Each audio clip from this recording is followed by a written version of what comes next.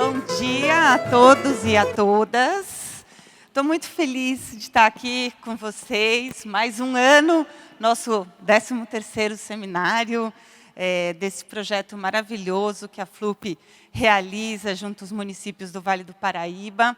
Há tantos anos, levando essa consistência, né? Chamando todo mundo para entender a importância da infância e do papel da educação infantil.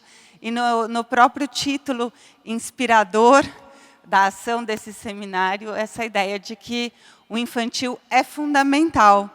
Apesar da gente dizer que o infantil é fundamental, né, Duda? A gente também respeita e valoriza todas as especificidades que significa ser o infantil, a educação infantil. E é isso que a gente viu nessa mesa linda, né, com essas práticas maravilhosas apresentadas, que são práticas que mostram como é possível a gente transformar quando a gente acredita na criança e quando a gente tem o apoio para que essas transformações possam não ficar somente nos nossos sonhos e nos nossos ideais, mas para que elas possam virar realidade nos nossos espaços educacionais. Então, eu queria dizer que eu sou grata a todos vocês que estão aqui por oportunizarem essas condições maravilhosas de aprendizagens a todas as crianças aqui do Vale e por, nesse movimento e nessa ação, cumprirem, né, essa missão muito importante, que é uma missão da nossa profissão, que é garantir a todas as crianças, né, os seus direitos nos seus processos de aprendizagem. E eu estou aqui feliz por mediar, então, a mesa desse 13º seminário, que é a mesa que fala de um dos direitos das crianças, né, que é cuidando, então, do direito à natureza na primeira infância.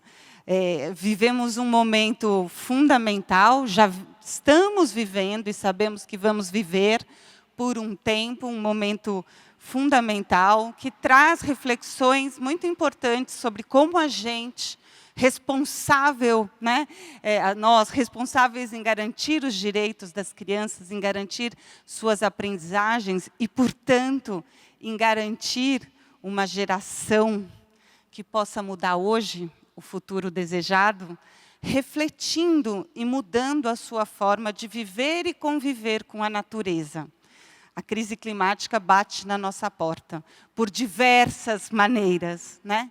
E hoje a nossa mesa vai nos ajudar a refletir sobre como a gente pode garantir que, desde muito pequenininhas, as crianças se relacionem com a natureza, criando vínculos de afeto, vínculos de cuidado, vínculos de carinho. E nessa relação a gente possa ressignificar e retomar a consciência da importância da nossa interdependência na vida com a natureza. Esse é o nosso convite aqui e fico feliz que nesse convite a gente vai trazer 3 pessoas maravilhosas, 3 profissionais maravilhosas para conversar aqui com vocês.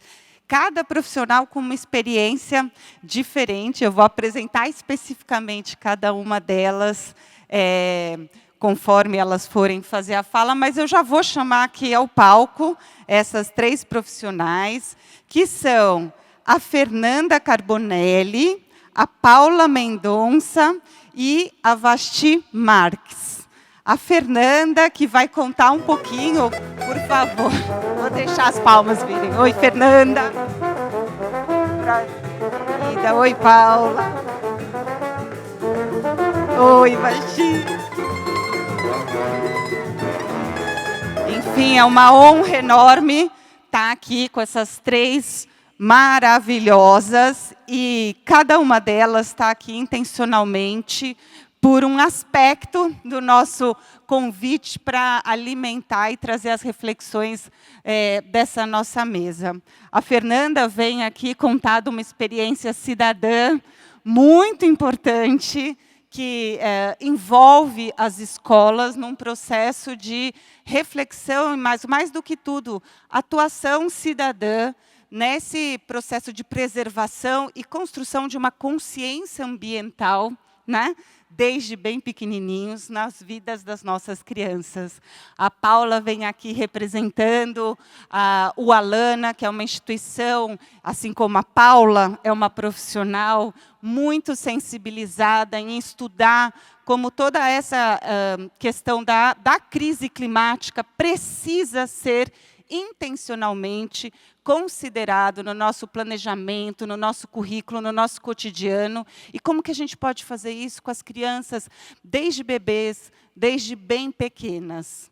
E, por fim, uma experiência maravilhosa de gestão pública, representada aqui pela secretária de Educação de Jundiaí, nossa querida Vasti, que vai contar como, inclusive, com relação, né, com a Alana, e toda essa reflexão, há muito tempo já realizada no município, como que o processo de desemparedamento passou a ser, da escola, passou a ser um processo central do currículo, portanto, um processo central do município, das escolas e da vida das crianças em Jundiaí.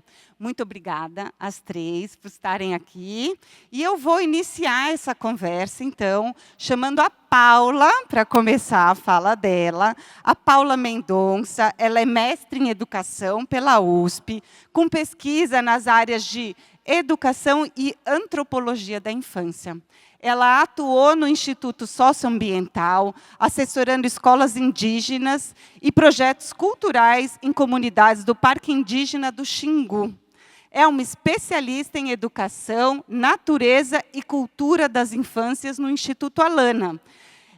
Trabalha com foco no desenvolvimento das políticas públicas pautadas em educação integral e territórios educativos, naturalização de espaços para as infâncias e perspectivas da educação para as relações étnico-raciais.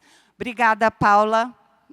Obrigada, Bia. Obrigada pelo convite. Fico muito honrada por participar desse seminário da FLUP.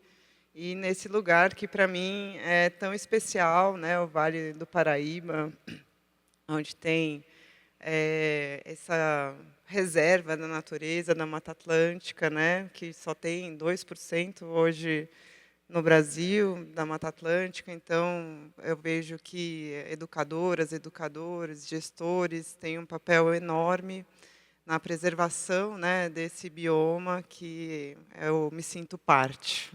Então, gostaria muito de começar agradecendo. E, Bia, se você me permite quebrar um pouquinho o protocolo, eu vou me levantar. Eu acho que eu preciso do controlinho. Uhum. Tá, obrigada. Eu queria começar, acho que tentando identificar aqui com quem eu estou conversando, se vocês me permitem. Quem é educadora, educador de sala de aula? Levanta a mão. Tá. Quem que está na coordenação da escola? A maioria. Quem que está na gestão? Ah, tá. Secretarias, trabalhando nas secretarias. Bem dividido, né? Prefeitura. Prefeitos e prefeitas. Tem alguém aqui? Não. Não? Tá. Bom dia, né? Para começar. Muito obrigada pela escuta de vocês, pela presença de vocês aqui. Queria fazer uma última pergunta, que é: quem costuma levar a criança para a natureza já, na sua prática cotidiana? Tá bom, tá bom. Depois eu acho que essa conversa, talvez mais gente vai conseguir. E, bom, eu sempre gosto de começar também, por falar nisso, né, direito da criança, natureza, qual que é, né, essa relação. Aí, para começar, eu queria pedir, aí eu vou ser ousada, tá? Para que todos levantassem um pouco.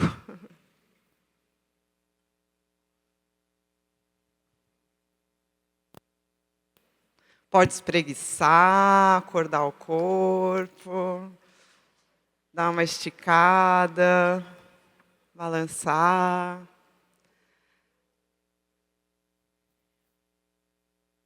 Obrigada, gente. Eu queria pedir para vocês, por um instante, fechar os olhos e pensar na infância de vocês. Aquele momento que é muito, muito especial na infância de vocês.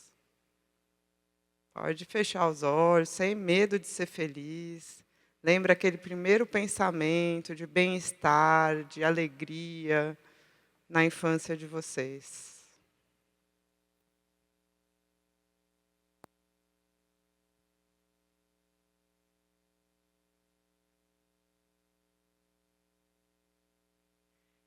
Então, eu queria agora fazer um pedido para vocês, mais um. Eu queria que se sentassem apenas as pessoas cuja essa lembrança da infância ocorre ao ar livre.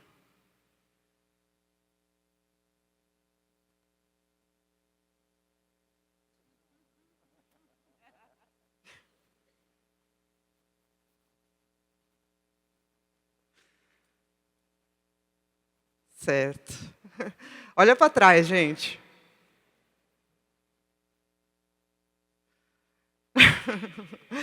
Levanta a mão as pessoas que essa lembrança estava acontecendo. Todo mundo pode se sentar, por favor. Quem fica de pé, eu tenho certeza que é lembrança com a avó, com o vô, é coisa assim, né?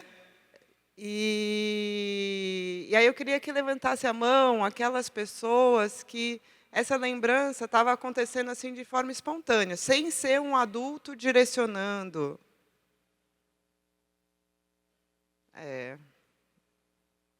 A maioria aqui, quem não viu. Então é sobre isso, né, gente? Falar sobre o direito da criança a acessar a natureza é falar sobre esse lugar, é falar sobre a garantia dessa experiência, da criação de memórias. Quando a Bia estava falando aqui, e eu estou quase levando o meu tempo aqui, conversando com vocês, mas eu acho que é mais legal ainda quando é uma conversa, né? Que a gente busca esses pontos de encontro dentro da nossa experiência, né? E então, quando a Alana se preocupa, né, em garantir esse direito da criança acessar a natureza, é um pouco para garantir que a gente nunca se desvincule da natureza, que a gente sempre tenha uma lembrança de se sentir parte dela, que a gente possa ter o direito a exercer essa experiência ao ar livre. E aí, por isso que o Alana, para quem não conhece, é uma instituição que trabalha, né, para a garantia dos direitos de crianças e adolescentes com absoluta prioridade.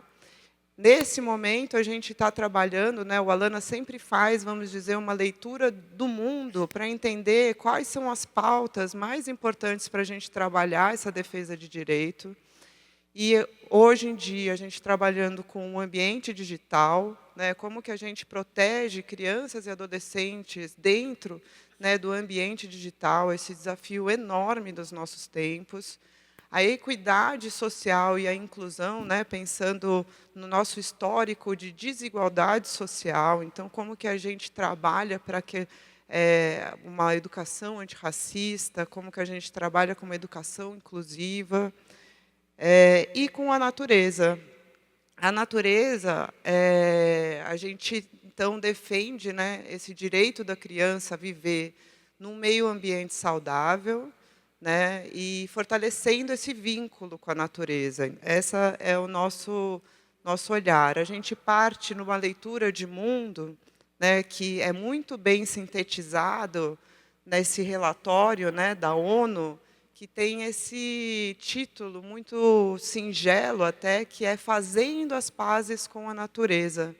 Nesse relatório estão identificadas 3 grandes crises ambientais, né? A crise da mudança climática, a crise da perda da biodiversidade e da poluição. Né? A gente está vivendo tudo isso de uma forma muito intensa na nossa pele hoje em dia, né? A poluição, né, há semanas atrás, e ainda estamos vivendo um histórico de queimadas. Eu acho que uma qualidade do ar muito ruim. Eu, pelo menos, nunca tinha vivido, experienciado isso, né, antes de ficar tão sentindo mesmo a poluição no meu corpo, na minha saúde. A perda da biodiversidade, a gente já perdeu, né, com a perda dos biomas, com o desmatamento, a gente está perdendo, e também no ambiente marinho, muitas espécies de vidas entrando em extinção, e da mudança climática, que eu vou me deter um pouquinho mais aqui, né? Então, a gente entende que essa crise ambiental, essas 3 grandes crises, é uma pauta do direito das crianças. Tem a ver com o direito das crianças, porque elas irão herdar um planeta que a gente está deixando para elas, né? A gente tem que pensar que ancestral a gente está sendo para essas crianças, né? Que mundo que a gente está deixando. E um relatório da Unicef, né, apontou que, pelo menos no Brasil, 40 milhões de crianças poderão e estão sendo afetadas pelos riscos climáticos. A gente entende, né, que assim a gente está vivendo todos, né, como humanidade, uma mesma crise, mas cada um está num barquinho diferente, né? As desigualdades se impõem, dependendo de onde a pessoa mora, né? Esse recorte, ele tem a ver com raça, ele tem a ver com cor, ele tem a ver com a economia, né, com a classe econômica que a pessoa está. Então, é preciso pensar diferentes medidas, né, para cada uma dessas situações.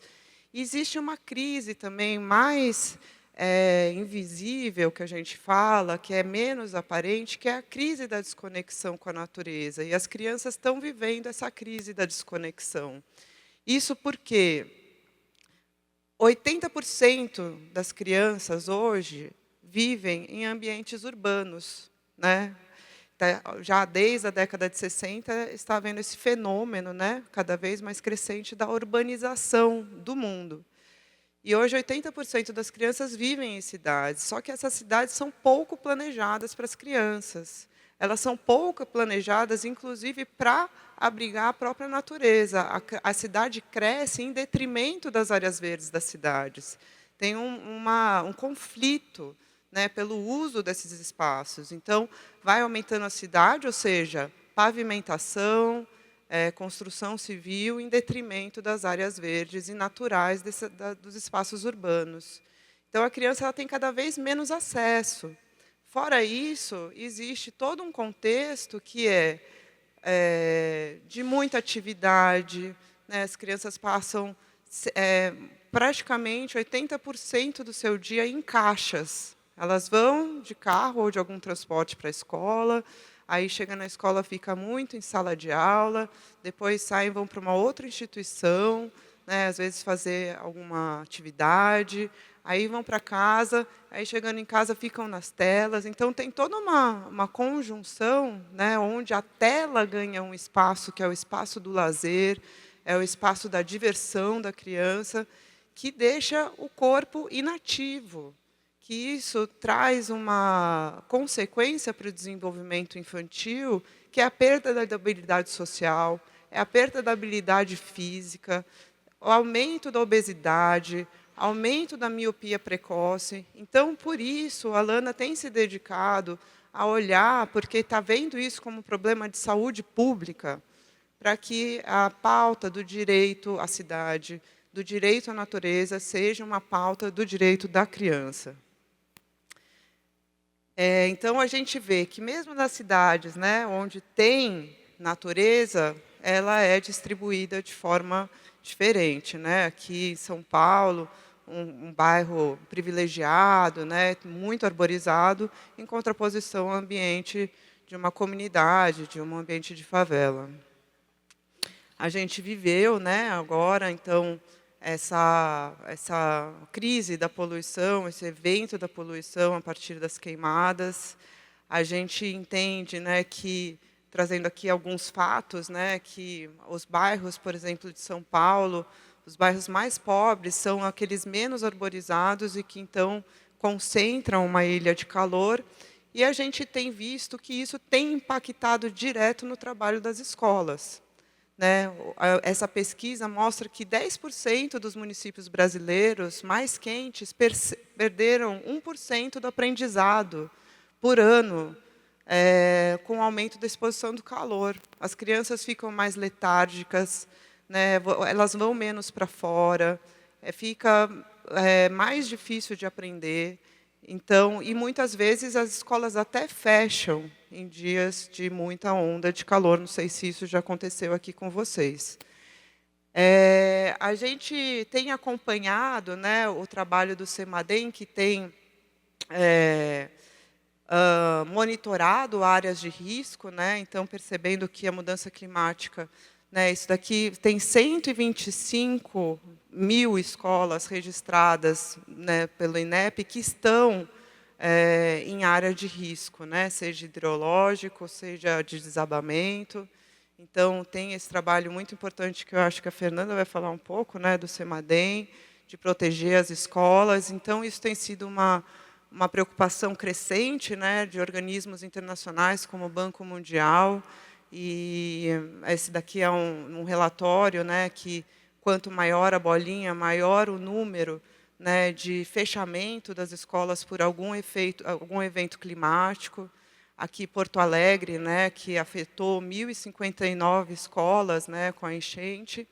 E aí, por outro lado, né, a gente tem as pesquisas que mostram quanto que a qualidade ambiental ela é importante para a infância. Ela molda a experiência da infância, né? E a natureza, ela ajuda, né? Isso que a gente sente, vamos dizer, na nossa experiência, intuitivamente, a ciência já vem comprovando que ela ajuda no desenvolvimento integral da criança, ou seja, físico, cognitivo, emocional, né, de todas as ordens. E a gente vem trabalhando, então, no sentido de verdejar as escolas, trazer mais natureza para as escolas, porque no Brasil, segundo o censo escolar de 23, 25% das escolas não tem nem área externa, não tem pátio. E 65% das escolas não têm área verde.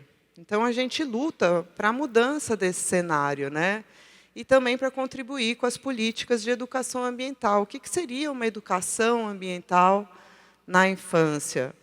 A gente vem trazendo um pouco essa ideia do vínculo, né? De a gente verdejar os espaços para que a criança tenha essa experiência direta na natureza, né? Nos espaços. A escola é o lugar onde ela frequenta todos os dias. Então, a gente plantar, a gente trazer mais natureza é uma forma de garantir esse direito. A gente vem de um histórico, né, que a gente vem desde 2018 e um pouco antes, trabalhando com esse tema do desemparedamento da infância, os parques naturalizados, como esse jeito, né, de verdejar, de trazer mais natureza para as cidades e para dentro da escola.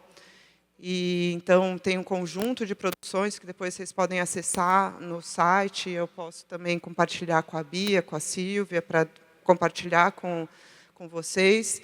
E aí, até a partir dessa trajetória, a gente vem chegando numa ideia de uma educação baseada na natureza, que a gente vem chamando disso, né? Que é uma convergência de trazer adaptação e mitigação climática, né, a partir da restauração dos espaços, né, para trazer mais biodiversidade, para reduzir a poluição, a estratégias de educação que fomente, né, esse acesso e o vínculo da natureza, a experiência direta da criança na natureza e o desenvolvimento de habilidades e competências para o enfrentamento da mudança climática. Então, a Escola Natureza, a gente pensa em 4 instâncias, né? Então, nas escolas, ou seja, na infraestrutura da escola, na naturalização dos espaços, no currículo, na comunidade, na cidade. Eu vou passar aqui brevemente por isso, né? Então, é propor umas soluções inovadoras, né, para trabalhar de forma participativa com a comunidade escolar nesse processo de naturalização, trazer o bem-estar e a saúde física como uma prioridade, né, dentro dos espaços escolares e no território educativo, contribuir com a mitigação, ou seja, a diminuição dos impactos das mudanças climáticas e a adaptação das escolas para lidarem com eventos extremos, ou seja, onda de calor, enchente, então solos mais permeáveis, mais sombreados através da arborização, são mais resilientes a esses eventos da mudança climática. E contribuir, então, para o desemparedamento da escola e do vínculo da criança com a natureza. Dentro do currículo, a gente pensa, assim como foram relatados vários exemplos aqui, né, desse brincar com e na natureza. Então, estar do lado de fora, ter tempo, ter permissão para esse brincar com e na natureza. A aprendizagem ao ar livre, aí tem uma professora, se vocês podem observar, tem gravetos, né, ali embaixo, ela está fazendo uma aula de geometria do lado de fora. Então, como é que é possível, né, trazer conteúdos do currículo para se aprender do lado de fora, com a experiência do corpo, fazer o plantio junto com as crianças, né, trabalhar na natureza junto com as crianças. E aí, a partir disso, a gente também está trabalhando com mudanças no pátio escolar, né? Então, a gente está falando na naturalização dos espaços, né, trazendo mais árvores, como eu falei, pensando no manejo da água. Então, ali, aquele chuveiro, a gente instalou, né, lá em Caruaru, que é um lugar muito quente, né, e a permissão das crianças brincarem com a água ela refresca, a evaporação dela refresca também o próprio ambiente. Então, lugares assim, né, bastante cinzas, como eram esse estacionamento, trazer mais permeabilidade do solo, né? Então, foi retirado aí, né, esse concreto para que se formasse esse solo mais permeável, mais fresco e pudesse plantar. O uso de brinquedos imobiliários naturais, né, abrindo mão de vez do plástico, porque o plástico realmente vira lixo. Ele vira lixo, isso é material que se decompõe, é orgânico, né? Estruturas para pensar na sala de aula, do aproveitamento desses espaços externos. Então, aqui alguns exemplos, né, de aulas sendo feitas no lugar de fora, do lado de fora. Olhar para a cultura local. Existem muitos artesãos. Aqui, então, é uma riqueza. Cestarias, trabalho com madeira, encher a escola da cultura, para que também a criança tenha essa sensação de pertencimento do ambiente que ela cresce. Pensar na gestão eficiente de energia, ou seja, sala ventilada, porque eu fui no... Está acabando o meu tempo, eu só vou me estender mais 2 minutinhos, tá? Eu fui no FNDE conversar, aí uma pessoa lá do FNDE falou para mim, você sabe qual que é a maior demanda das escolas? Alguém sabe? Hoje em dia? Chuta. Hã? Ar-condicionado. Ar-condicionado.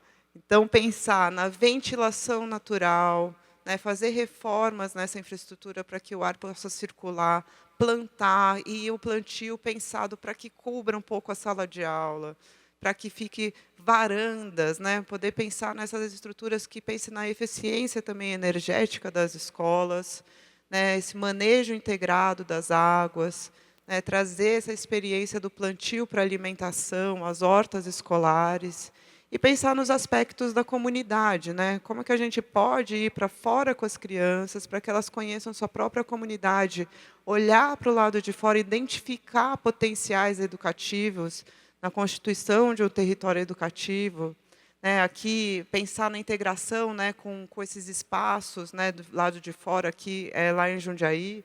A Basti vai contar muito melhor do que eu, mas era um espaço assim na fábrica do Japi, que a gente depois fez um parque naturalizado, e aí com podas da prefeitura. A gente fez esses brinquedos, reaproveitando esse material que muitas vezes vai para o lixão, madeira boa, né, para poder construir esses espaços.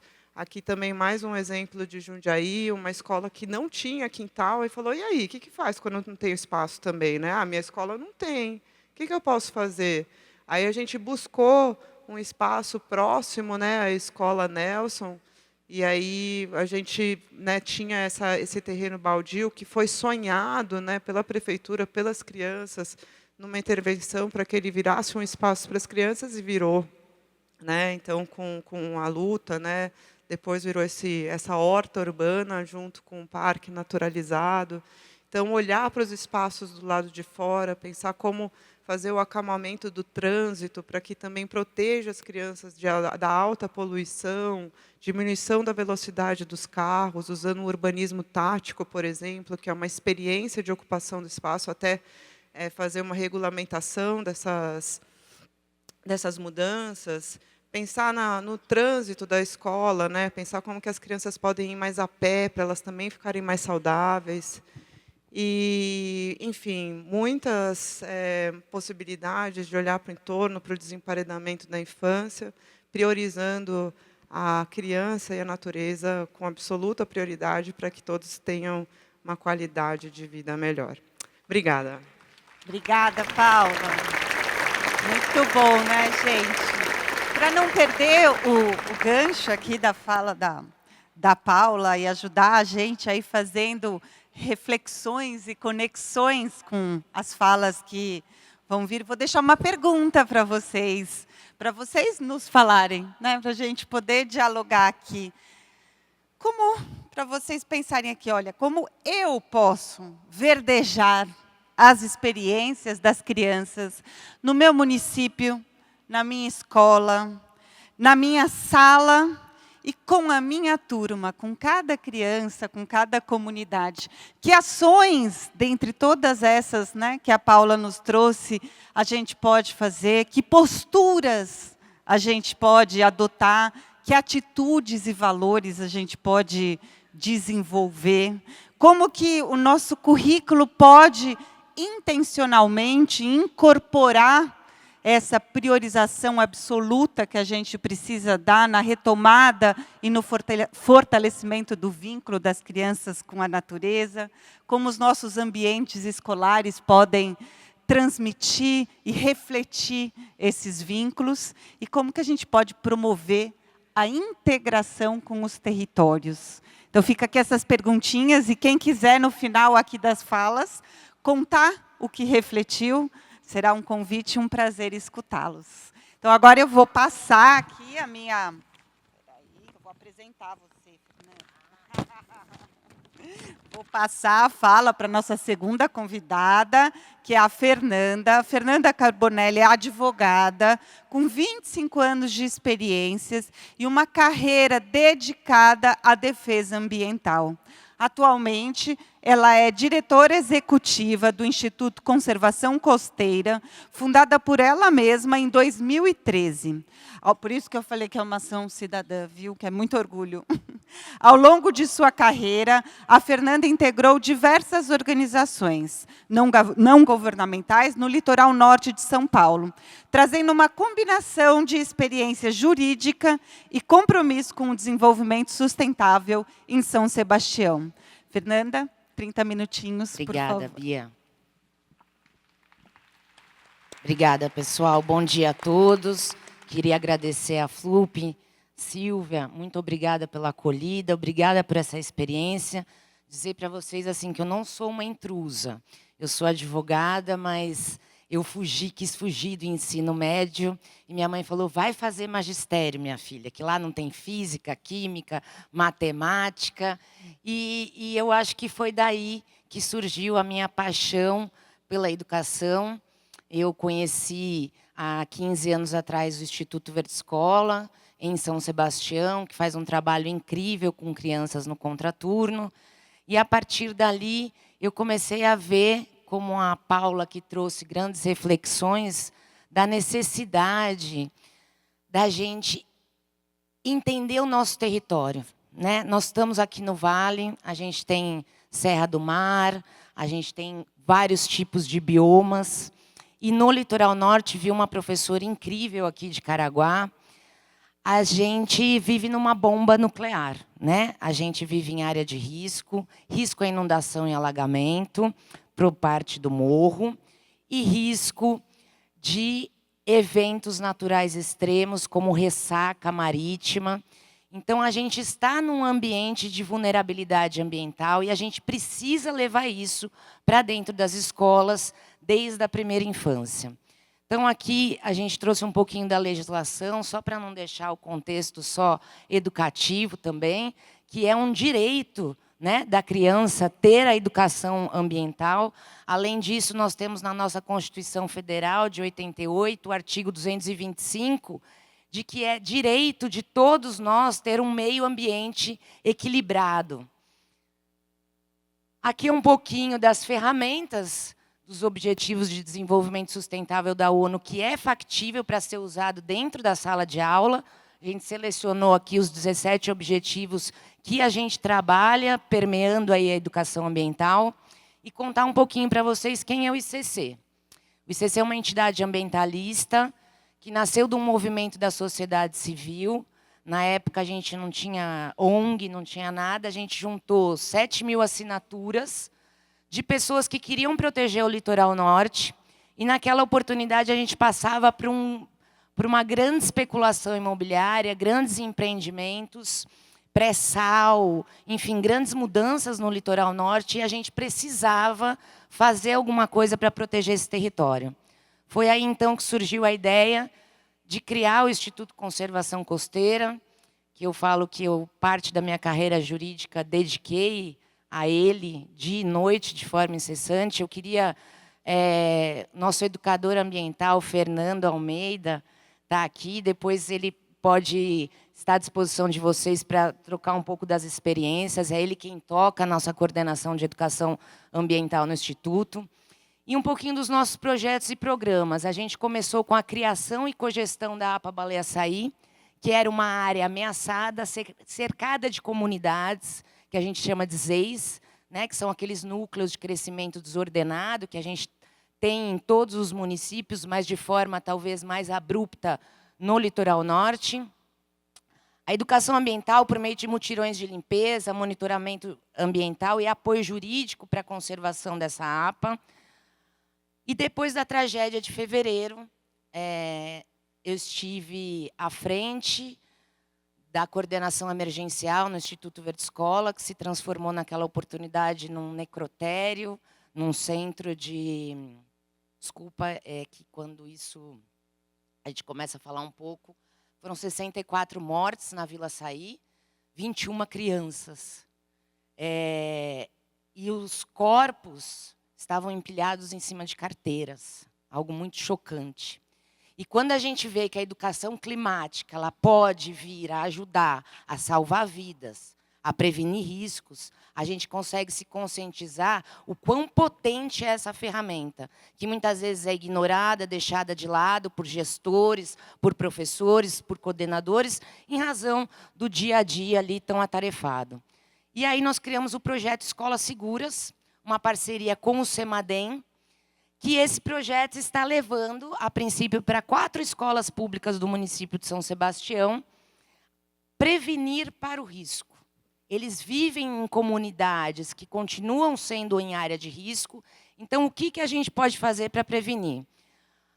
A gente também trabalha com geração de emprego e renda para comunidades tradicionais, através de planos. Por exemplo, a gente tem artesãos que fazem a taboa e a cacheta, usam esse artesanato local, e a gente apoia esses artesãos por meio de planos de manejo, onde eles podem retirar a matéria-prima deles com total qualidade ambiental. E também os barqueiros, que a nossa APA tem um rio maravilhoso, e esses barqueiros tradicional, eles estavam sem renda durante a semana por conta do turismo, e a gente incrementou a renda deles, fazendo com que eles façam passeios com os alunos das escolas, transformando a nossa área de proteção ambiental num laboratório a céu aberto. Aliás, estão todos convidados, depois podem entrar em contato para fazer ali um passeio imersivo. Então, um pouquinho da nossa APA. Esse é o mapa dela, ali a Praia da Baleia, aqui, logo aqui é a Vila Açaí, onde ocorreu aqui o epicentro da tragédia. E esse verde que vem até aqui, o mar, é 4 milhões de metros quadrados de Mata Atlântica, com os 5 maiores ecossistemas ameaçados do planeta Terra.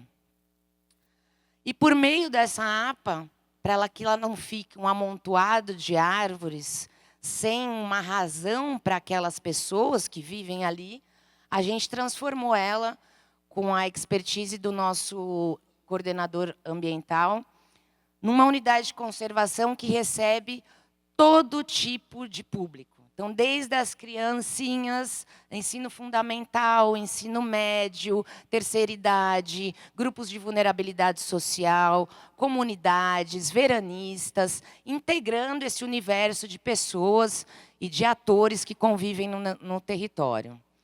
A gente faz oficinas de birdwatching desde do infantil. Eu me lembro que a gente não tinha binóculo e o professor pegava aqueles rolinhos de papel higiênico para fazer os binóculos, para que eles pudessem ir para a APA observar as aves. E eles construíram, isso que vocês viram aqui, eles desenharam um guia de aves, eles mesmos, cada um na sua observação, um produto muito rico que tem sido usado hoje em dia, inclusive cientificamente, para mostrar as espécies que ali vivem, foi produzido pelas crianças. A gente tem todo um acervo biológico e pedagógico. O Fernando pega cada mosquito que aparece na APA e transforma isso em acervo para que eles... esse bicho faz o quê? E ele existe aqui. Então, ele faz esse jogo de quebra-cabeça, de memória de animais e diversas práticas aí. E hoje eu vou falar um pouquinho também do nosso projeto Restaura Litoral Norte. Então, desde que aconteceu a tragédia...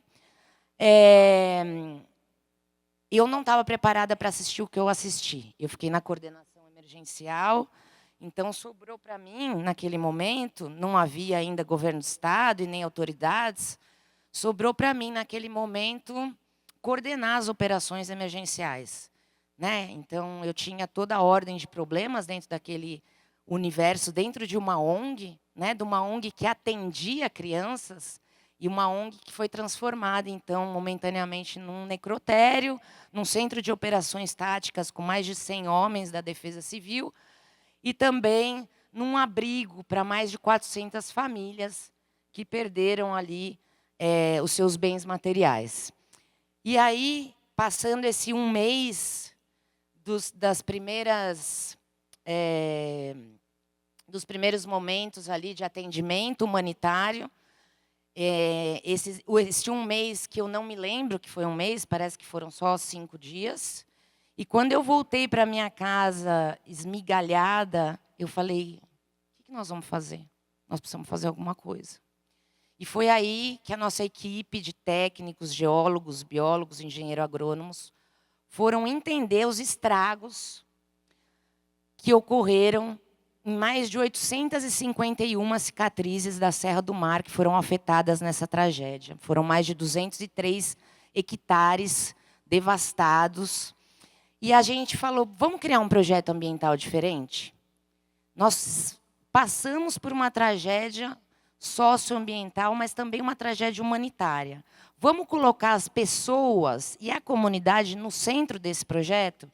Foi aí que, então, veio o grande desafio jurídico. Como aprovar tudo isso? Como colocar pessoas em um projeto de escola dentro de um projeto de recuperação ambiental?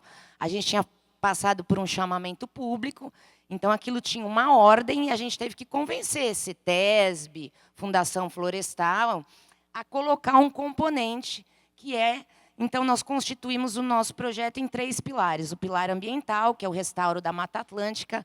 Hoje, no dia de hoje, a gente já semeou mais de 77 milhões de árvores, quase em um ano de projeto.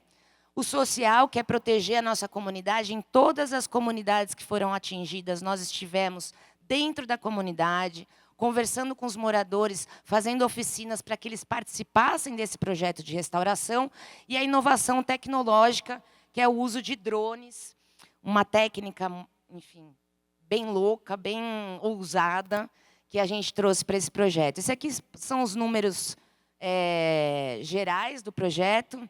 Eu trouxe aqui emblematicamente uma foto, essa é bem próximo ali na Praia Preta, onde, próximo da Vila Açaí, houve um grande escorregamento que fechou a rodovia Rio Santos, e a gente tem aqui um antes e um depois da nossa semeadura, demonstrando aí como a natureza é potente. Eu falo que a gente só está dando uma mão, né, que ela mesmo já faz o seu trabalho. E essa técnica, vocês imaginam que esse bando de louco falou, como é que nós vamos plantar em varal? Um monte de varal, 45, eu tenho encosta de 45 graus, como é que eu vou plantar lá? Não consigo chegar, é inacessível. E aí a gente foi atrás de uma tecnologia, que são biocápsulas, que não passaram cápsulas de remédio, que não passavam no controle de qualidade, eram despejadas em aterros sanitários. A Ambipar pegou essas cápsulas, criou uma máquina, patenteou uma tecnologia 100% brasileira, onde ela coloca um solo extremamente nutriente dentro dessa cápsula, criou um drone de alta capacidade, onde a gente vai chovendo sementes e cápsulas. Essas cápsulas, elas são dotadas já com colágeno, com carbono líquido, criando todo o ambiente favorável para a germinação nessas sementes.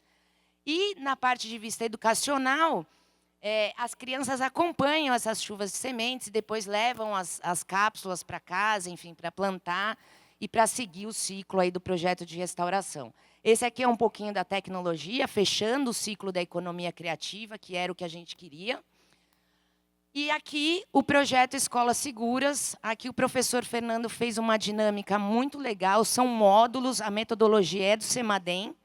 São, salvo engano, 8 módulos. O primeiro módulo é a terra desliza, e ele fez aqui uma dinâmica, que são esses 3 galões de água, já usando aí o reciclado, né? E ele colocou terra em um, serrapilheira, né, em outro, e a vegetação, e foi mostrando para as crianças que um morro, uma área com vegetação, ela não sofre escorregamento de terra, e uma área sem vegetação vai escorrendo aquela água preta. Então, foi envolvendo eles nesse tipo de dinâmica.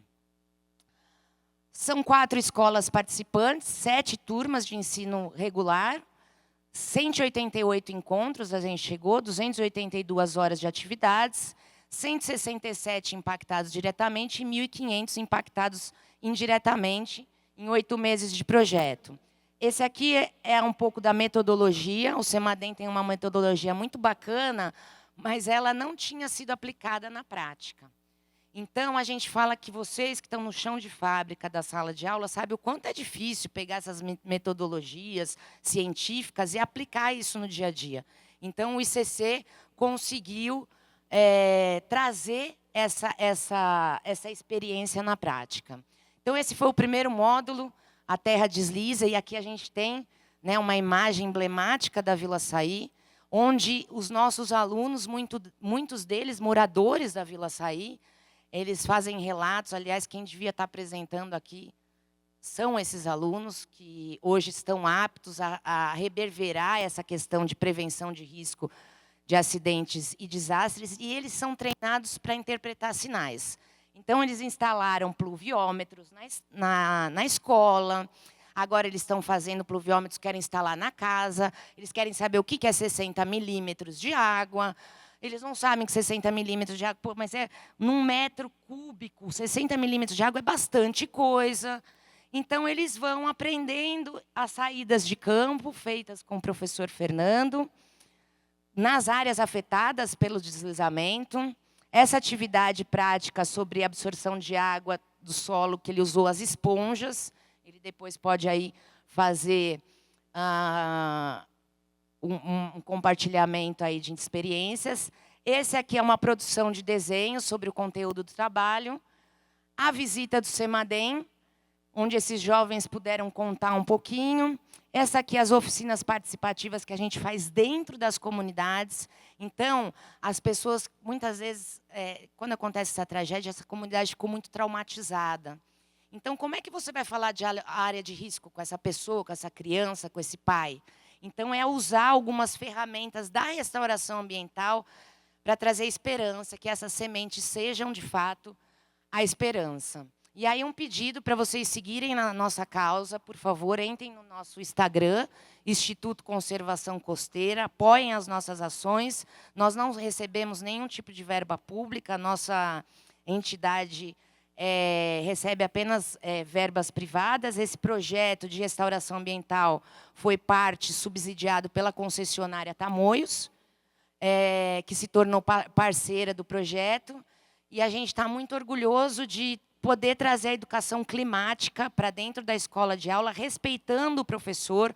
O ICC ele vai para dentro da escola pública com o profissional dele, então ele cria um ambiente favorável para aquele professor. A gente está à disposição para atender as escolas, não só em passeios, mas também em trocas de atividades, e visitar as escolas de vocês, levando um pouquinho da nossa experiência. Então, queria agradecer muito, Silvia, o convite, agradecer a paciência de vocês aqui de nos ouvir e deixar um recado para que a gente não lide só com a natureza, com o direito da natureza na primeira infância, mas que a gente também lide com os nossos territórios vulneráveis que existem em cada município aqui representado. Então, muito obrigada pela atenção. Bom dia a todos. Obrigada, Fernanda. Nós que agradecemos muito todas essas aprendizagens, né?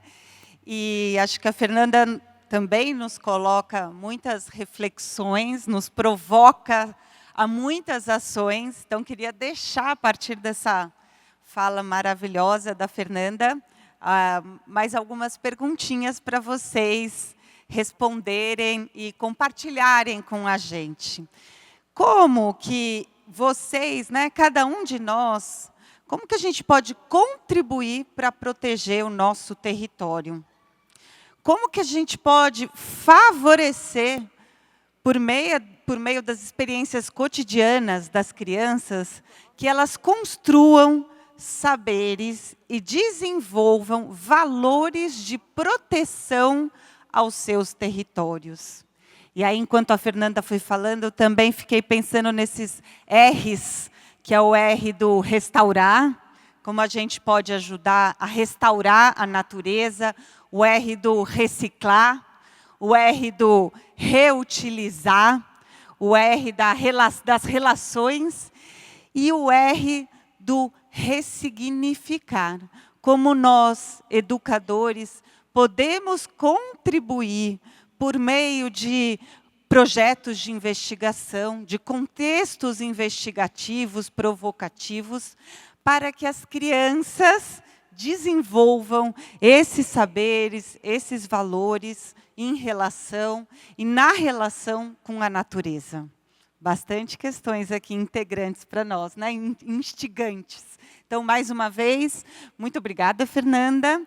E agora tenho a honra de chamar uma pessoa muito, muito querida, uma gestora que eu admiro muito, muito, muito, por muito tempo da minha vida, porque eu conheço, já Vasti sabe, a história de Jundiaí, a Escola de Educadores esteve com Jundiaí, está desde o ano de 2000. Então, são 24 anos de muita história, diferentes momentos e situações.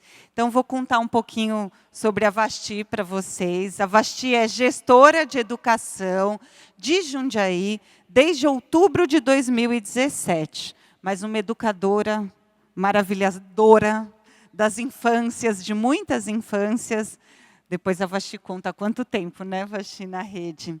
Ela é licenciada em Pedagogia pela Unianchieta, com especialização em Geografia pela USP, com especialização em Deficientes Auditivos pela FMU de São Paulo. Ela é pós-graduada em Metodologias de Ensino e Filosofia pelas Faculdades Claretianas, em Batatais, e mestre pela Unicamp, na linha de pesquisa, política, planejamento, gestão e avaliação da educação básica. Muito bem-vinda, Vasti. Um prazer ter você aqui com a gente.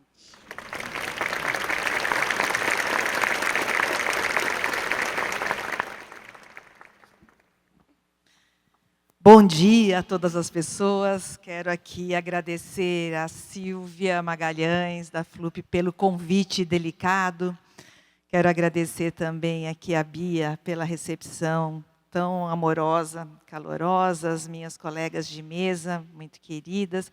Quero cumprimentar os secretários de Educação, na pessoa da Maria Tereza de Jacareí, pelo trabalho maravilhoso que desempenham e desenvolvem em suas cidades, e a todos os educadores e educadoras presentes. Eu vim trabalhar um pouquinho na linha do desemparedamento da escola. O desemparedamento das infâncias é um termo cunhado há tempos para a gente falar um pouquinho dessa perspectiva da criança na natureza, a criança nos ambientes para além dos espaços fechados, mas a minha tese, pelo meu trabalho, é a do desemparedamento da escola, por uma escola disruptiva, por um currículo disruptivo. E isso não vem de uma teoria, mas ela vem de uma prática da diretora de escola, né? Eu sou uma diretora de escola aposentada, mas a gente não consegue parar, porque a educação está na veia. Eu sou uma servidora pública com 40 anos de carreira no município de Jundiaí. Comecei lá com uma menina com 18 anos, na função de professora de educação infantil, professora do Jardim da Infância, e estou lá construindo a minha história e me reconstruindo todos os dias, e agora tenho a honra de ser gestora de educação aqui pelo 8º ano. E a gente desenvolveu na rede municipal de Jundiaí a perspectiva do desemparedamento da escola, muito firmado na nossa experiência na escola. Muito firmados pelo que nós sabemos e temos certeza que é a necessidade da criança, que é de fazer com que ela perceba que ela é a natureza. Ela não está ou não está na natureza, nós somos natureza. E muitas vezes nós nos esquecemos disso. E a gente lembra um pouquinho aqui do Malaguzzi com um pedacinho de das suas poesias, que na verdade roda o mundo pela prática da abordagem regiana, quando ele diz a criança é feita de 100. A criança tem 100 mãos, 100 pensamentos, 100 modos de pensar, de jogar, de falar, 100, sempre 100 modos de escutar, de maravilhar e de amar. Eu vou ficar só com esse pedacinho, porque no final Lores fala, mas a gente tira tudo delas, né? Deixa só com uma linguagem. E as crianças têm muitas linguagens, muitos jeitos de aprender. E eu quero mostrar para vocês um pouquinho desse trabalho que foi feito pelas mãos das crianças. Jundiaí tem um parque chamado Mundo das Crianças, que foi criado na perspectiva da escuta de meninos e meninas que compõem um comitê de crianças na nossa cidade e que participam das resoluções de políticas públicas municipais. Esse comitê se reúne aos sábados, e eles discutem as políticas públicas da cidade com o nosso prefeito. E de uma das conversas com ele, sai a necessidade das crianças de solicitar um parque com muita água e de graça para todas as crianças da cidade.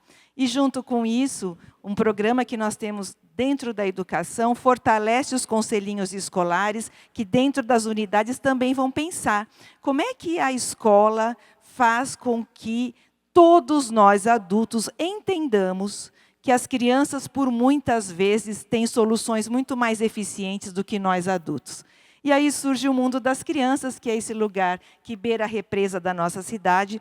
Jundiaí é uma cidade que tem 1/3 da sua área de APA. A Serra do Japi é a serra que cerca a nossa cidade e que é amada por todos nós, com a Mata Atlântica exuberante, sua flora e fauna maravilhosas, e perto ali da represa, que a nossa represa que abastece a cidade, surge então o Mundo das Crianças. E a escola inovadora faz parte desse processo todo.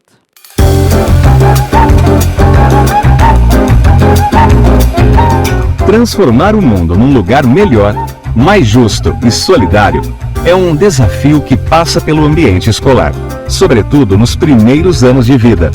A educação é central nesse processo, garantindo a formação integral dos estudantes em todas as dimensões do ser humano: intelectual, física, cultural, social e emocional.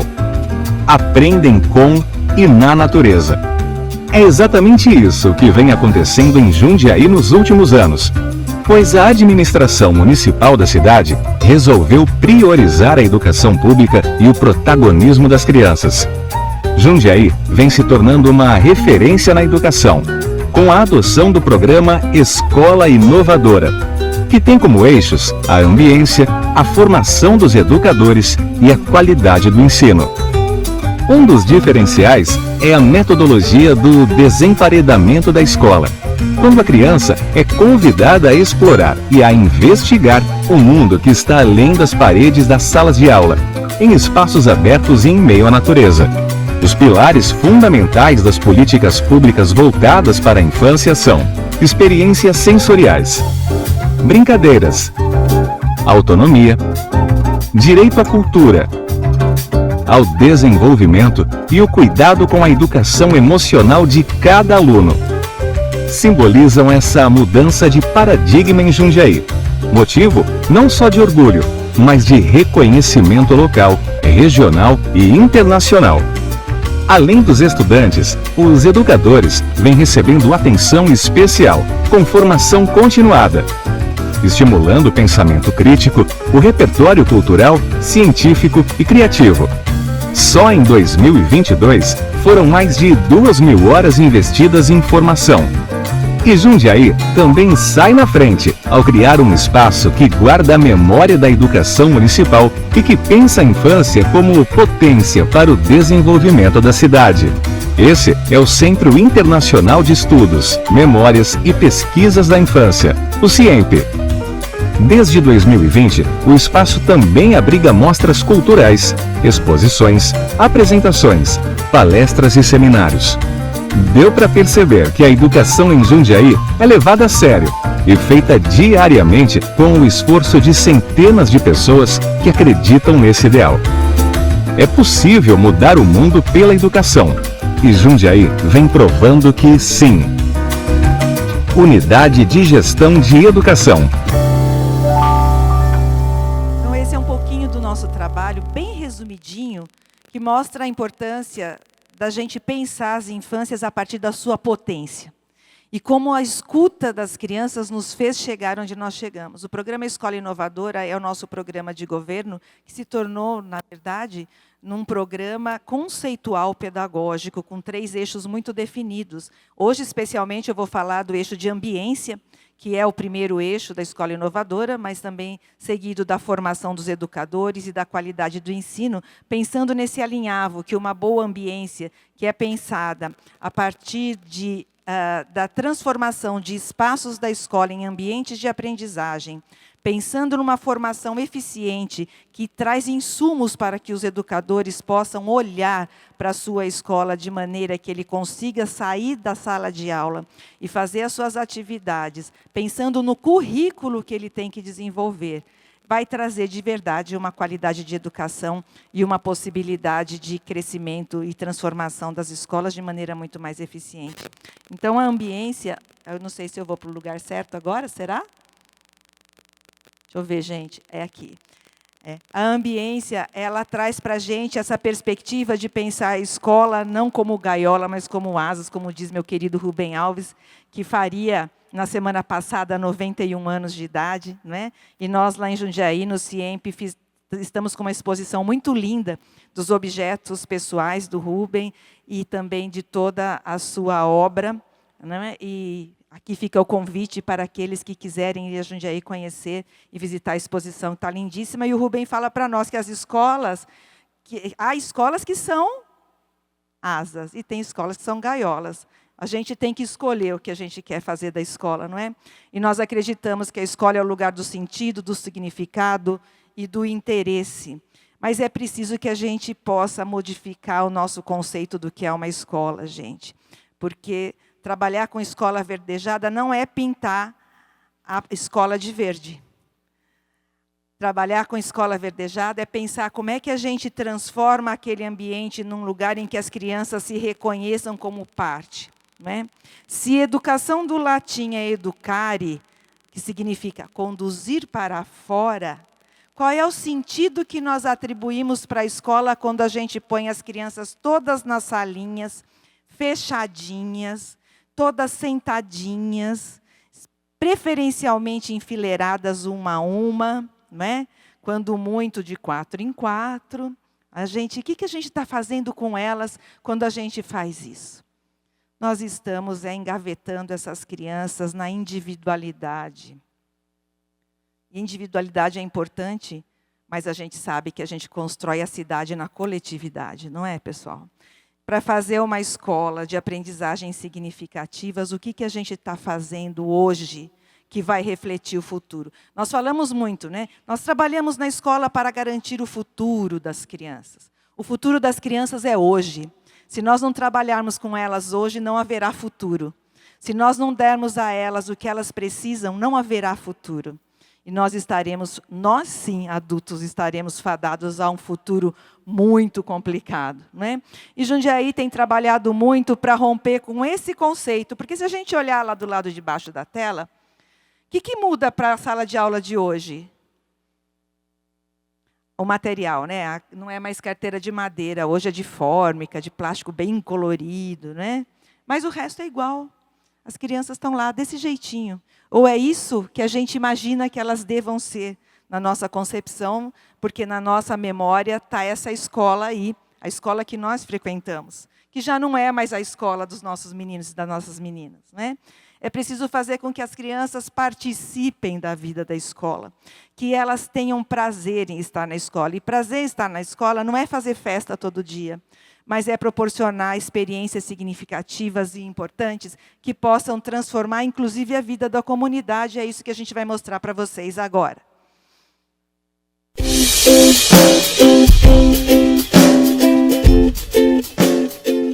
E tudo começou com um abraço, o Abraço à Lagoa. Em 2018, fomos à Lagoa Espelho d'Água fazer uma pesquisa de campo, parte dos nossos estudos para o projeto institucional sobre os biomas de Jundiaí. Chegando lá, nossos estudos se ampliaram para além dos biomas. Observamos o assoreamento da lagoa e uma grande quantidade de taboas que não nos deixava ver a água, além de lixo, ausência de vegetação e animais. Ao observarmos aquela situação, decidimos entrar em ação. Estudamos, fizemos experiências, chamamos a comunidade, fomos até o prefeito para uma reunião e depois bolamos um plano de recuperação da lagoa. Então, o prefeito Luiz Fernando veio até a escola para conhecer esse plano e, inacreditavelmente, ele disse sim, vamos renascer a lagoa.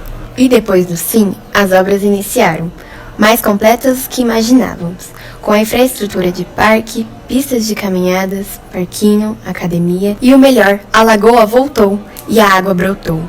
Em 2020, nosso parque ficou pronto e lindo. E agora sim podemos dizer, tá vendo aquele espelho d'água? Eu ajudei a salvar. Então, aquele lugar que era assim, ficou assim. E era assim, ficou assim. E era assim, ficou assim. E era assim, ficou assim. E era assim, ficou assim. Não é que renascemos a lagoa?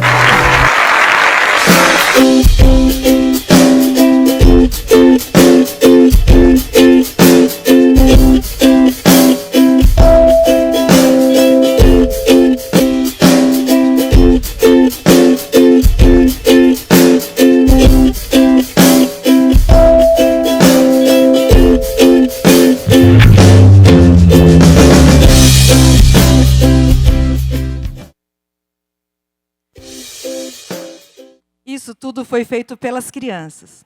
Então, as crianças passavam com ônibus e viam que tinha um monte de taboa, lixo, e começaram a se incomodar, e diziam para a diretora, tem lixo lá, mas tem água. E a diretora falou, mas que água que vocês estão falando? Lá não tem água. Até que um dia a diretora, ouvindo as crianças, pegou essas crianças, atravessou a pista com elas e foi ver o que era. E começou a trabalhar com essas crianças, aquele lugar, o que tinha sido um dia aquele lugar, o que aconteceu ali, como que o ser humano degradou, depredou aquele espaço. E as crianças foram estudando em biologia, em matemática, em física, em química, o que eles podiam fazer ali, projetaram aquele lugar e chamaram o prefeito. Falaram, olha, Luiz Fernando, não dá. Olha o que tem lá. Aquele lugar ali podia ser uma lagoa, né? Mas está todo lá sujo. E aí vocês viram que o prefeito ele tem uma percepção de que a cidade só anda para frente quando a gente ouve as crianças. E ele foi à escola, e as crianças projetaram junto com os arquitetos e urbanismos, e aquilo virou aquilo. Tudo isso feito pelas mãos das crianças. Porque se as crianças não tivessem falado, certamente ia estar daquele jeito lá. Aquele era assim, ia estar assim ainda. Mas isso requer que nós, que somos gestores, que somos coordenadores de área, que atuamos na parte da parte do executivo, tenhamos essa percepção de que é preciso olhar para as crianças, porque as crianças, quando escutadas, elas dão sugestões muito melhores. E aí o prefeito começou a ficar desesperado, porque não era uma lagoa, eram 4. Ele falou, meu Deus do céu, eu comecei a mexer nisso aqui, e aí esse dinheiro, de onde eu tiro esse dinheiro agora para terminar? E a obra terminou. E a revitalização desse bairro hoje é uma coisa impressionante.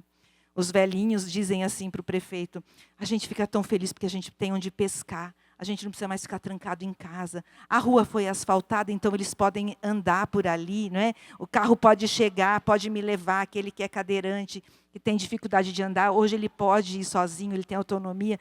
Vejam, a gente transforma a vida de uma comunidade inteira, quando a gente tem nas mãos o instrumento certo. Mas é preciso da escuta, é preciso dar essa vez e essa voz para que as crianças possam ajudar a gente a ter as soluções melhores. E a inovação só acontece, gente, com coragem e intelectualidade. É preciso enfrentar os desafios, é preciso olhar para o orçamento, é preciso recrutar as pessoas certas para o lugar certo, porque organizar essas mudanças faz parte do nosso métier de trabalho. Faz parte do nosso trabalho, diretores de escola, coordenadores que estão aqui, liderar e encorajar o seu time para as mudanças. Faz parte do nosso trabalho alinhar as decisões do coletivo e ir para as decisões depois da escuta. Faz parte do nosso trabalho andar com o planejamento debaixo do braço. Planejamento não se faz para guardar na gaveta. Planejamento se faz para olhar para ele todo dia. E para quem é mais tecnológico, que anda agora com todas essas coisaradas da gente, né? Mas eu sou do papel e do lápis, eu ando com o meu bloquinho. Mas quem consegue ainda, né, articular de outras formas, enfim, fotografar, já resolver, já colocar numa planilha, levar para o seu grupo possibilidades de planejamento estratégico. Se a gente não faz isso, a gente não consegue fazer as mudanças. E inovação exige atualização. Não dá mais para a gente ter aquela rotina rodada no mimeógrafo, né? Não existe mais, né? Tem gente que nem sabe o que é mimeógrafo aqui, tenho certeza, né? Mas eu, lá com os meus 40 anos, eu já usei muito mimeógrafo na minha vida. Mas precisa olhar para os documentos oficiais. Precisa olhar para a BNCC como uma referenciadora das nossas ações. Precisa ter no planejamento da escola o olhar para as ODSs. A escola não pode ficar apartada dos processos. Nós não somos o ET da sociedade.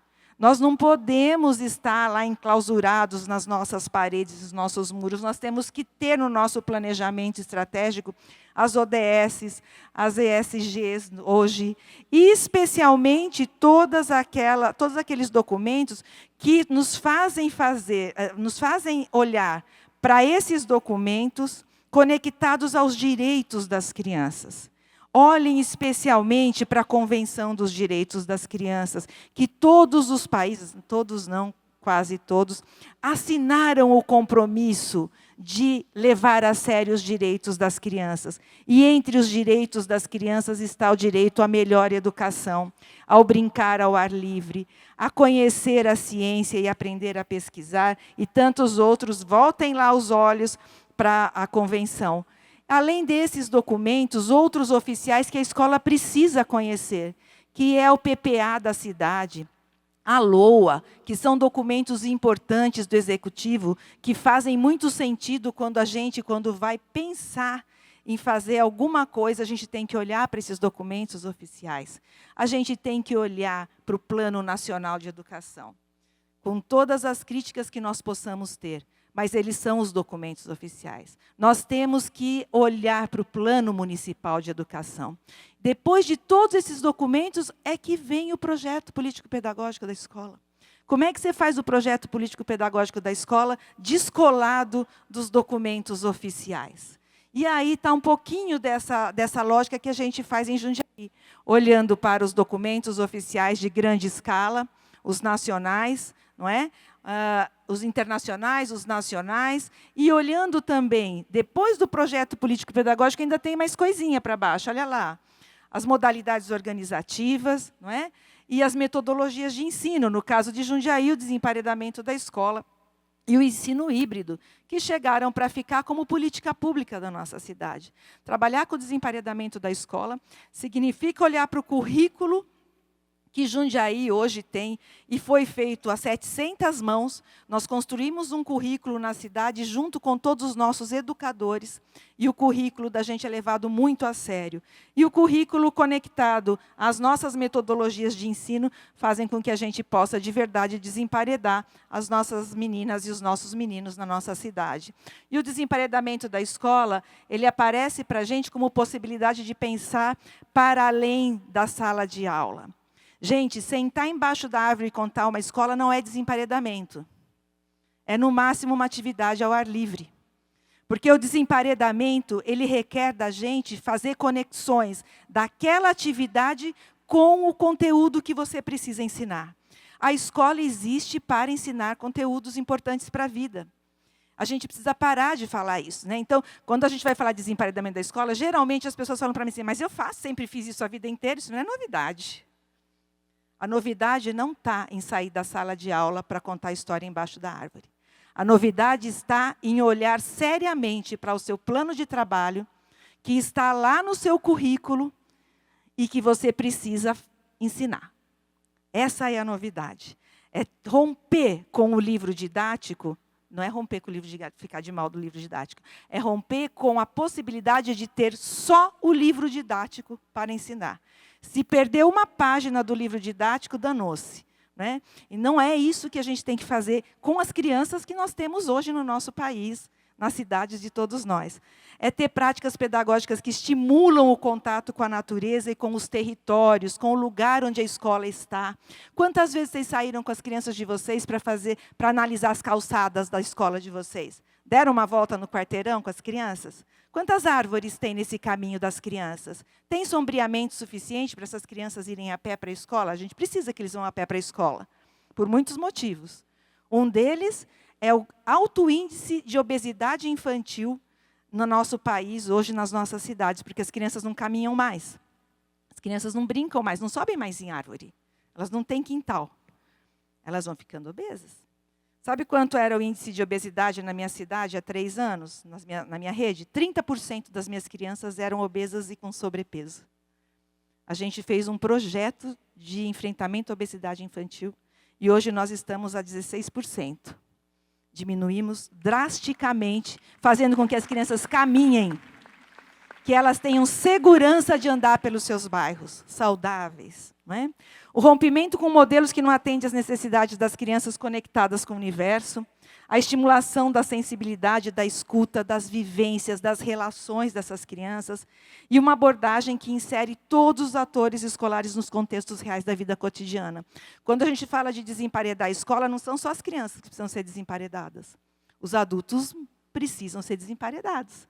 A gente precisa promover formações para os nossos educadores em áreas de parques, de jardins, de praças, para que a gente se reconecte, para que a gente se encontre outra vez, para que a gente tenha ar puro para respirar, para que a gente possa enxergar muito além do livro, da nossa apostila e da nossa condição, aquela que a gente pensa que a gente tem, porque é muito maior. E trabalhar desemparedado também melhora a nossa saúde. Quantos professores hoje que saem de licença por problemas de saúde emocional? A maioria, né? Se a gente pegar nossos atestados hoje, o que são os atestados dos nossos educadores hoje? Síndrome do pânico, estresse, como é que chama o outro? Ansiedade, né? Então, vejam, o que será que é isso? Será que as crianças estão tão horrorosas assim? A gente tem muito problema na escola, não tenha dúvida. Né? A gente tem problemas, inclusive, com questões que a gente ainda não sabe resolver. O autismo, por exemplo, é uma delas. Mas será que se a gente não trouxer essas crianças para lugares onde elas encontrem mais energia, será que a gente não vai melhor? Será que a gente tem que deixá-las mesmo dentro da sala de aula o tempo todo? Por que criança de 5º ano não vai ao parque? Só as do 1º? Ou só as do pré? Por que a gente dá 15 minutos para eles comerem e voltarem para a sala de aula? O que a gente está pensando? Que eles não são mais crianças?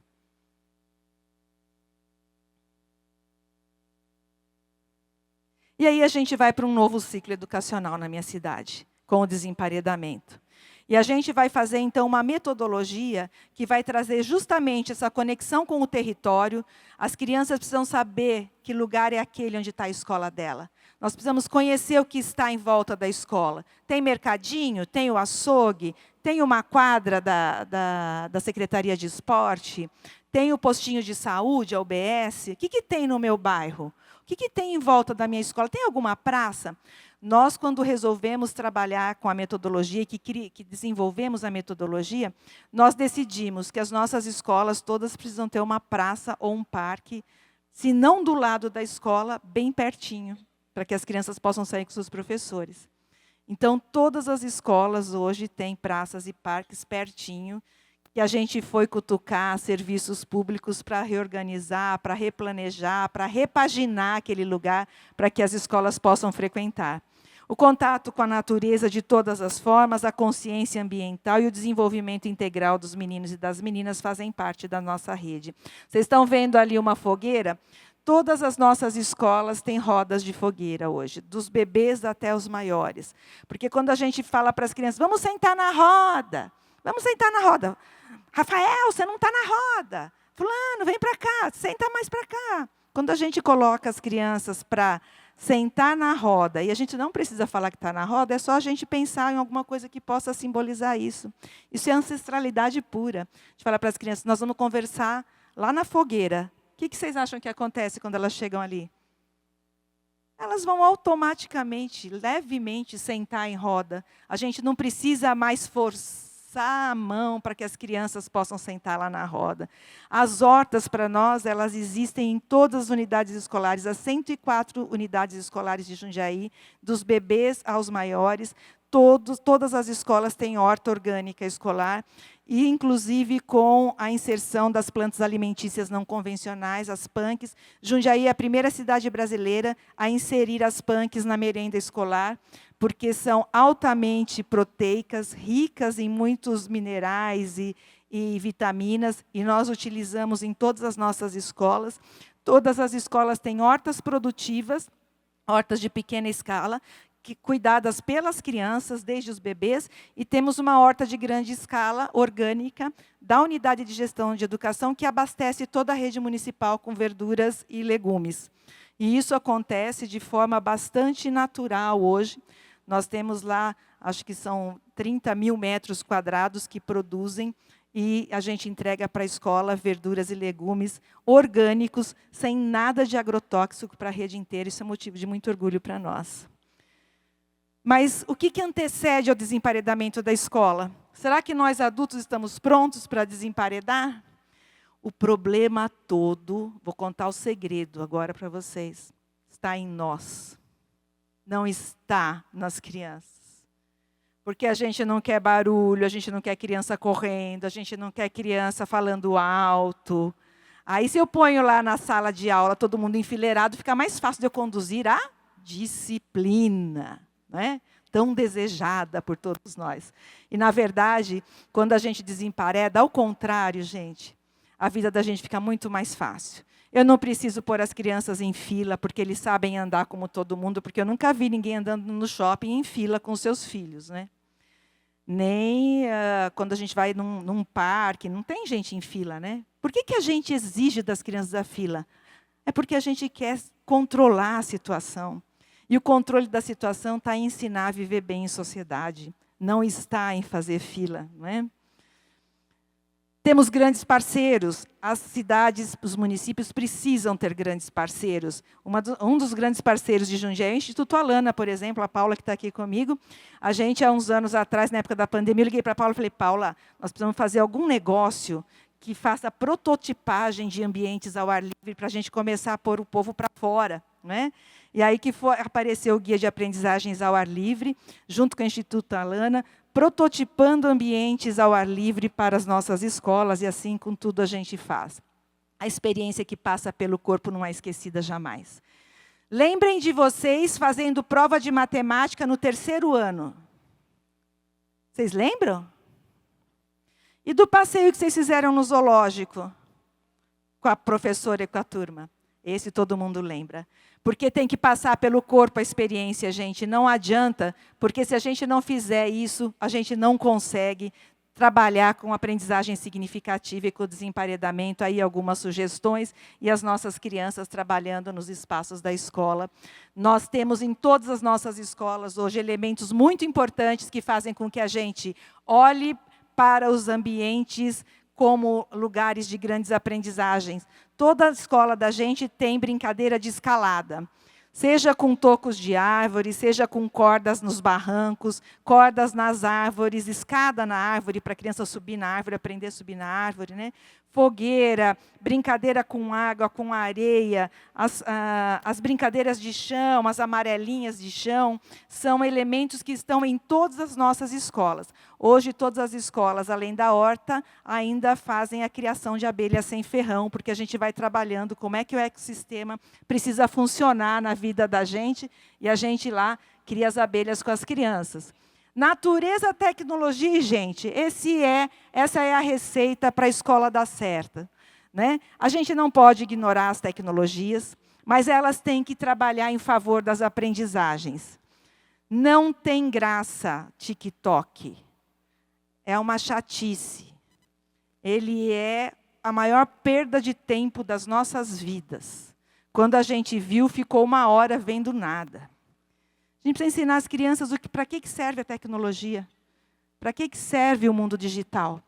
A gente precisa ensinar as crianças a pesquisar, a investigar, a dar sentido para as coisas que eles conhecem. E o desemparedamento da escola, ele tem 3 eixos muito importantes de trabalho. Eles estão sistematizados num livro que nós escrevemos. E o primeiro eixo é a natureza e o ambiente ao ar livre. O quanto a gente trabalha, e vocês estão vendo, nós fizemos questão de colocar adultos ali, porque, de novo, essa ideia de que precisa desemparedar os educadores para eles poderem desemparedar as crianças. A experiência precisa passar pelo corpo dos educadores. A cidade educadora, fazer com que os seus educadores, que nós, professores, saiamos das nossas escolas para conhecer o que nós temos ao nosso redor. Nós tivemos uma experiência linda em Jundiaí esses dias, de uma diretora que pediu permissão para entrar no morro, numa favela que a gente tem lá, que é bastante difícil, complicada, e eles foram andar com os donos da favela, porque não pode entrar de qualquer jeito, né? E foram visitar as casas das crianças. A escola mudou o seu olhar depois que ela fez isso. Experimentem fazer isso com as suas unidades escolares. Olhem o que tem ao redor.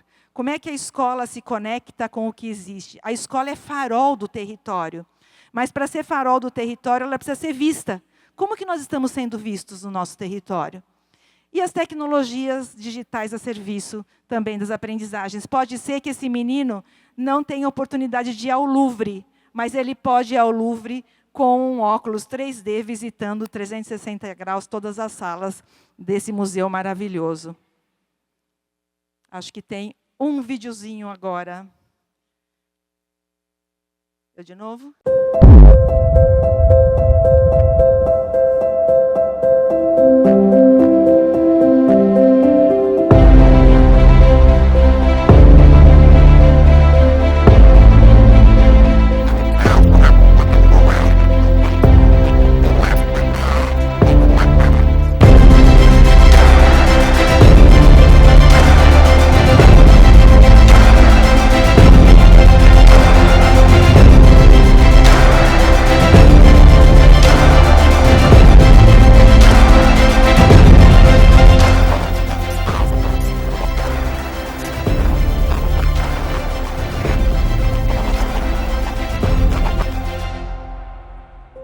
importante é conectarmos a cultura e a natureza, integrando todos em favor das crianças do Brasil e do mundo.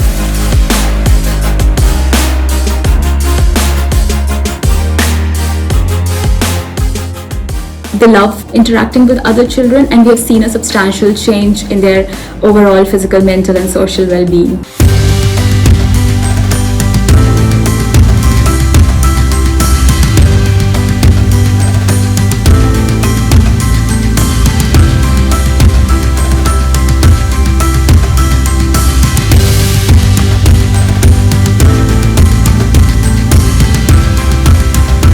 I joined the environmental club so that we will be able to prevent global warming. Hacer la de hogar me ha permitido ser parte de este gran cambio para cuidar el medio ambiente y el planeta.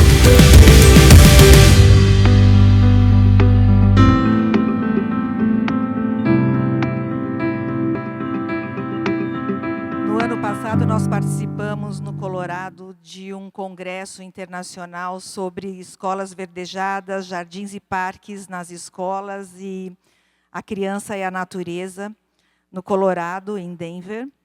E nós fomos a única cidade brasileira a representar o nosso país num evento em que mais de 135 cidades do mundo puderam mostrar o seu trabalho. E isso só faz a gente acreditar cada vez mais que a metodologia do desemparedamento da escola, ele só faz sentido na vida da gente quando a gente consegue fazer com que isso faça sentido na vida de meninos e meninas e dos nossos educadores. E é possível, então, transformar tudo aquilo que a gente podia fazer dentro da sala nos outros ambientes da escola para que as crianças possam ter uma vida melhor e mais saudável. E isso tudo só é possível porque envolve a articulação dos saberes curriculares às experiências vividas nesses espaços. Gente, as crianças precisam, nós precisamos, e desemparedar, ele não é simplesmente sair e também fazer com que o currículo aconteça.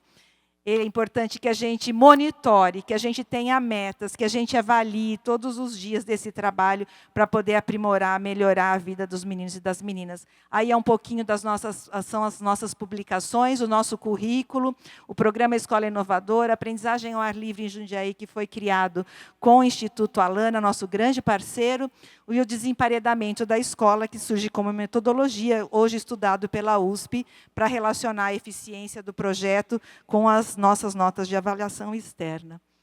Eu agradeço muito a oportunidade e fico à disposição. Muito obrigada.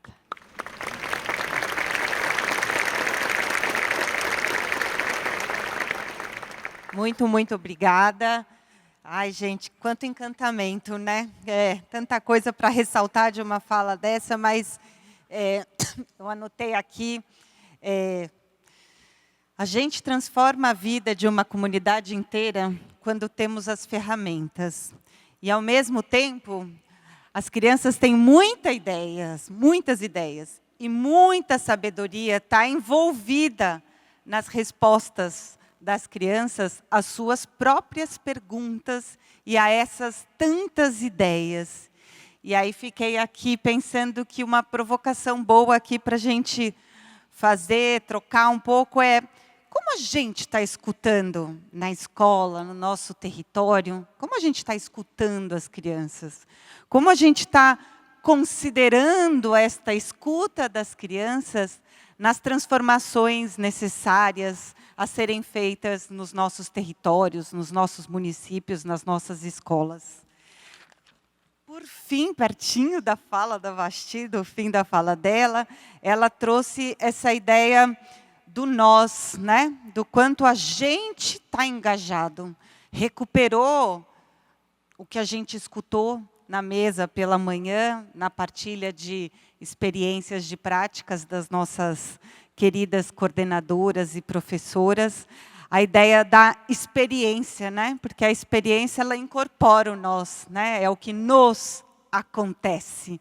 E a Vashti trouxe muito esse termo, né? A experiência que passa pelo corpo, que é a experiência que marca, que é a experiência que se torna aprendizagem, que se torna cultura. Como a gente transforma essas experiências de escuta em experiências de vida, de aprendizagens, em experiências que transformam. Acho que aqui a gente tem muitas perguntas, né? Eu falei para vocês inicialmente, aí agora eu vou retomar tudo. Na fala da Paula, essa pergunta de como que a gente pode verdejar, né?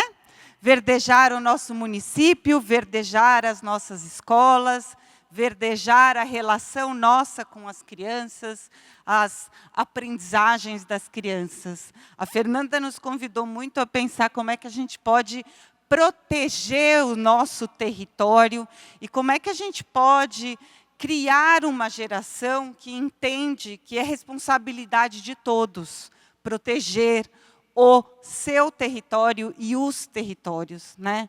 Afinal, a gente vive em coletividade, a nossa responsabilidade é social, né? E a Vasti termina esse gancho aqui da importância de que para tudo isso, para que para tudo isso possa acontecer, o quanto é importante, o quanto é um diferencial a gente escutar, né? Escutar o que as crianças nos contam e valorizar essa escuta, porque o escutar da Vasti é o escutar que ela trouxe como exemplo do prefeito, né? É dar valor, é escutar e dialogar com aquilo que as crianças trazem e tornar isso efetivamente uma experiência protagonista de uma rede, de uma escola, de uma aprendizagem, de um ambiente, de uma turma.